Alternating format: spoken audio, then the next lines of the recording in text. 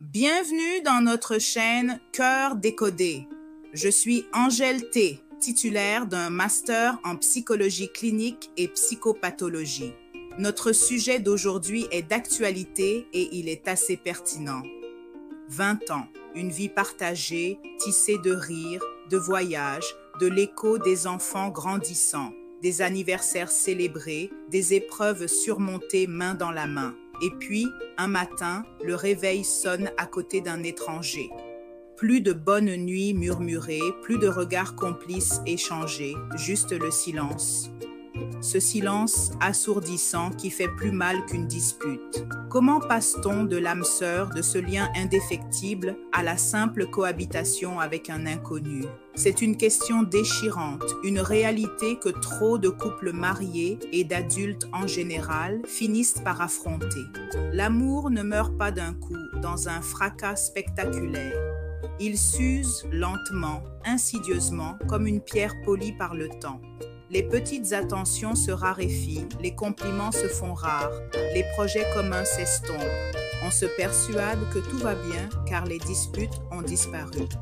Pourtant, l'absence de conflit n'est pas synonyme d'harmonie. Elle peut masquer une indifférence grandissante, un désinvestissement émotionnel profond. C'est le signe d'une déconnexion progressive, où chacun vit sa vie en parallèle sans véritable point de rencontre. Prenons l'exemple de Sophie et Marc, 22 ans ensemble. Leur quotidien était paisible, sans heurts majeures. Mais la tendresse avait déserté leurs gestes, les mots doux s'étaient tus. Ils vivaient côte à côte, non plus ensemble, dans une routine confortable mais vide de sens. Jusqu'au jour où Marc, le cœur lourd, a prononcé ces mots glaçants « Je crois que je ne t'aime plus ». Ce n'était pas une explosion, mais la constatation mélancolique d'une mort lente, d'une flamme éteinte par négligence, une réalité brutale pour de nombreux divorcés. Cette usure invisible est souvent le résultat d'une communication défaillante. Les non-dits s'accumulent, les frustrations s'enquistent. Chaque petite déception, chaque besoin inassouvi creuse un peu plus le fossé entre les partenaires. Les couples mariés doivent être vigilants face à cette érosion silencieuse. Elle est plus dangereuse que les conflits ouverts car elle ne provoque pas d'alarme immédiate. Elle s'installe sournoisement, transformant l'amour en habitude puis en indifférence. Après 20 ans, on n'est plus la personne que l'on était à 25 ans. L'existence nous façonne, les expériences nous transforment. Mais parfois, cette évolution individuelle ne se fait pas dans la même direction, créant des divergences profondes.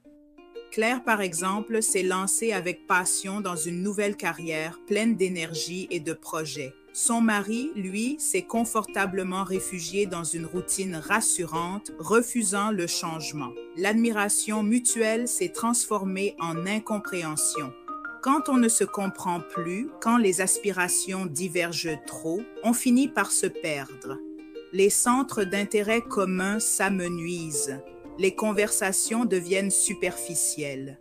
Chacun se sent seul dans sa propre trajectoire, sans le soutien ni la compréhension de l'autre. Cette divergence n'est pas une fatalité, elle est une invitation à la discussion, à la réévaluation des objectifs de vie. Les couples doivent apprendre à grandir ensemble, à s'adapter aux changements de l'autre, à redéfinir leur vision commune. Il est essentiel de maintenir une curiosité active pour l'évolution de son partenaire, de s'intéresser sincèrement à ses nouvelles passions, à ses doutes, à ses rêves. C'est en partageant ses chemins, même s'ils divergent parfois, que le lien se renforce. Les conseillers conjugaux soulignent l'importance de la flexibilité et de l'adaptabilité. Un couple n'est pas statique, il est un organisme vivant qui doit évoluer. Ne pas reconnaître et accompagner ces évolutions, c'est risquer la rupture. Les blessures anciennes ne disparaissent pas d'elles-mêmes. Infidélité, paroles dures prononcées sous le coup de la colère, promesses non tenues, trahison passée. On croit les avoir oubliées, enfouies, mais elles restent là, comme une écharde sous la peau. Ces douleurs non résolues peuvent ressurgir à tout moment, empoisonnant le présent. Elles créent des rancœurs, des méfiances, des murs invisibles entre les partenaires. Le pardon, s'il n'est pas sincère et profond, ne fait que masquer la plaie.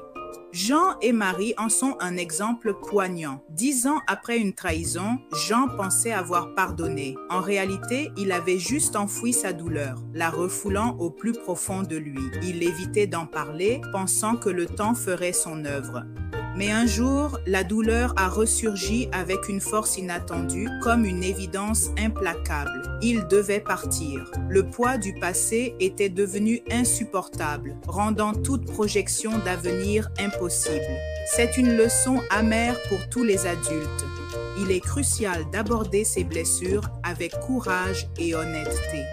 La thérapie de couple offre un espace sécurisé pour explorer ses douleurs, les exprimer et entamer un véritable processus de guérison. Ignorer ses plaies, c'est garantir leur infection. Le travail sur le pardon, qu'il soit envers l'autre ou envers soi-même, est fondamental. Il ne s'agit pas d'oublier, mais de transformer la douleur en une leçon, en une opportunité de croissance. C'est un chemin difficile, mais nécessaire pour la survie du couple. Un couple ne se brise pas en un jour. Il s'effrite morceau par morceau à chaque geste oublié, à chaque conversation évitée, à chaque silence pesant. C'est une lente désintégration, souvent imperceptible jusqu'à ce qu'il soit trop tard. Après 20 ans, l'amour peut mourir, c'est une réalité mélancolique. Mais il peut aussi renaître, se transformer, devenir plus profond et plus résilient. Pour cela, il faut le nourrir, le cultiver, le chérir chaque jour avec intention et conscience. La communication est la pierre angulaire. Parlez de vos émotions, de vos peurs, de vos désirs. Écoutez activement votre partenaire sans jugement, avec empathie.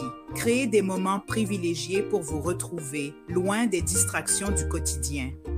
Investissez dans votre relation. Ne tenez jamais l'autre pour acquis.